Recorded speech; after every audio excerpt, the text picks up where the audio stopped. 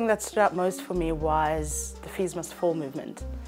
And students, rightly so, became the newsmaker of the year. The kids, which is something Kanye said this year, was listen to the kids, because the kids really are smart. So that was cool. It was nice to see the kids show that they're thinking, they're seeing, and they're making connections.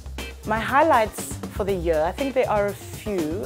The obvious one for me, a personal one, would be joining 702 in Cape Talk. That was a lot of fun, and we're learning a lot, and we're growing, and the conversation's exciting, and I think that also proves the kind of place that young people in this country are, because the bulk of the people that listen to Night Talk are quite young. A low light for this year, I think the escalation of violence around the world. I think it really brings home there's no 100% safe place in the world, and we're very lucky to be where we are. Obviously it's not perfect, but I think the fact that you're seeing how, not unstable, but how vulnerable we all are, and we can still say we're relatively safe.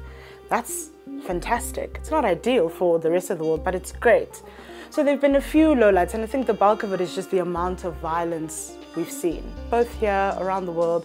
I think it gets a little bit too much sometimes, and you think, well, what do I do? Is it really as bad as I think it is? I'm going to go home for a few days over Christmas. I'm going to see my family, see my gran and my mom and my brother. I'm just going to be a child for a few days, which is always exciting. I'm very excited to do a little bit more reading and just walk along the beach in Durban for a bit. I think that's going to be exciting.